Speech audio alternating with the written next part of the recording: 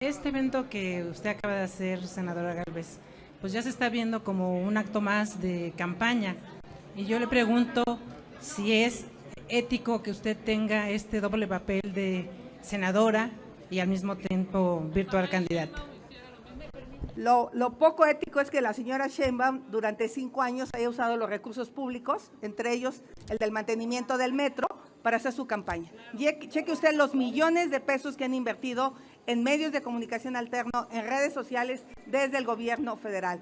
Yo soy senadora de la República, no estoy violando ningún precepto. El día 20 estará iniciando la precampaña de manera oficial, aunque ahí enfrente parece que la tienen de hace 2 años. Entonces, aquí mi querida Lili quiere contestar. A la pregunta de la jornada. La senadora Xóchitl es senadora y está en su papel en este momento de senadora. Este no es un acto de campaña, no sé cómo se le ocurre que esto sea un acto de campaña. Ella ha estado diciendo claramente que hay que defender a la población, que necesitamos al Poder Judicial de este ataque, de esta garra que le está poniendo el presidente para apoderarse del Poder Judicial, para tener a los 3 poderes de la Unión a su servicio, agachados. La senadora Xóchitl tiene no solo que hablar de esto, tiene la obligación, Xóchitl, de levantar la voz para defender la justicia en nuestro país. De los privilegios. Yo creo que eso es algo en lo que estamos de acuerdo. Yo aquí he peleado del por qué la refinería de Dos Bocas ha costado 3 veces su valor. Están poniendo 170,000 millones de pesos en este presupuesto y pues hay muchos empresarios privilegiados en esa refinería, lo mismo en el Tren Maya, 4 veces el valor del Tren Maya. Hay mucha gente que está haciendo negocios. Tenemos a Nacho Ovalle, tiene el privilegio de seguir trabajando en el gobierno y ha hecho un quebranto por más de 15,000 millones de pesos en Segalmex. Y realmente creo que sería lo interesante poder hablar de los privilegios de la clase política corrupta de este país. Y yo lo que propongo pues, es que hablemos y hagamos una pausa en este debate. Creo que se ha denostado a los trabajadores del Poder Judicial de manera innecesaria. No podemos meter en el mismo saco al pequeño trabajador que apenas gana 5,000 pesos al mes y tratar de pensar que es el mismo privilegio que pueda tener un juez, un magistrado o un ministro de la Corte. Creo que hubiera sido muy importante que el grupo parlamentario de Morena escuchara las historias de los trabajadores, se pusiera por un momento en sus zapatos y entonces quizá podrían tener una visión distinta a lo que aquí yo he escuchado. ¿Por qué no pensamos en las funciones sociales de la impartición de justicia? Yo creo que a todos los mexicanos nos conviene tener un poder judicial sólido, un poder judicial autónomo.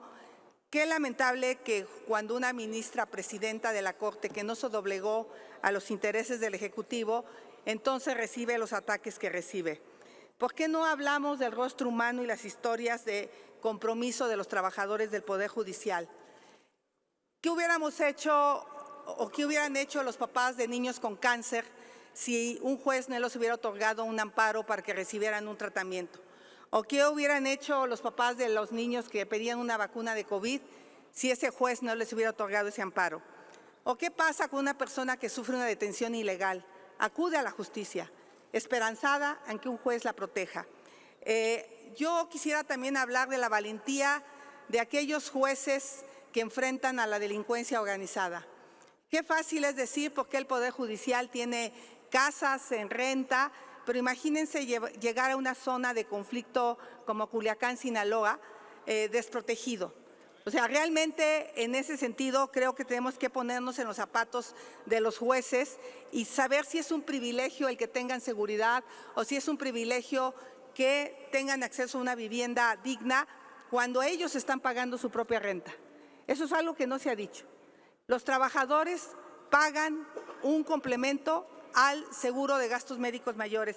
Y a mí lo que me gustaría estoy de acuerdo que nadie debería de tener seguro de gastos médicos mayores en este país si el ISSSTE funcionara.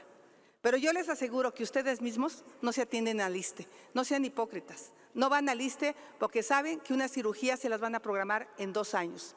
Los que son maestros saben de la situación por la que está pasando el ISSSTE. Mi hermano tuvo que operarse en particular porque le dijeron que fuera el lunes y se hubiera muerto de un infarto. Entonces sabemos que el ISSSTE no le está dando servicio a los trabajadores y sabemos que estamos lejos de tener la seguridad social de Dinamarca que nos ofrecieron.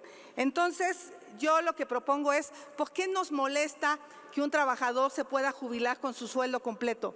Mejor hablemos de todos los trabajadores que no se jubilan con su salario completo, porque el salario base en el gobierno federal es una quinta parte del salario real.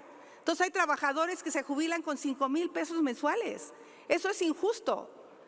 Creo que más que hablar de privilegios, tendríamos que hablar de todos los trabajadores que no tienen el privilegio de jubilarse con el salario real con el que cotizan. ¿Por qué no hablamos del estrés que viven en el Poder Judicial los trabajadores? Aquí no pasa nada si un secretario de una comisión no trabaja 6 meses. De hecho, hay comisiones que no han convocado desde hace 6 meses a una sesión. No pasa nada. Pero ahí en el Poder Judicial hay notificaciones que las tienes que hacer antes de 24 horas. Hay trabajadores del Poder Judicial que trabajan de 14 a 16 horas. El año pasado, 12 jueces se infartaron. El nivel de estrés que viven los jueces es algo diferente al que vivimos nosotros. No es lo mismo sacar un dictamen que sentenciar a un narcotraficante. Y eso lo tendríamos que entender. A mí me parece increíble que se quiere eliminar el fideicomiso de infraestructura cuando en México tenemos solo 2 jueces por cada 100,000 habitantes, cuando otros países tienen 60 jueces por cada 100,000 habitantes. Más que reducirle el presupuesto al Poder Judicial, tendríamos que ampliárselo. Entonces yo quisiera pedir que podamos discutir este tema a fondo, que podamos escuchar a los trabajadores antes de tomar una decisión y no tomar una decisión con el odio en la mente. Hoy el Frente Amplio le dice a Morena y a sus aliados, tendrán la mayoría, pero no tienen la razón. Seguramente tendrán el voto, pero hace mucho tiempo que perdieron el corazón. Muchas gracias.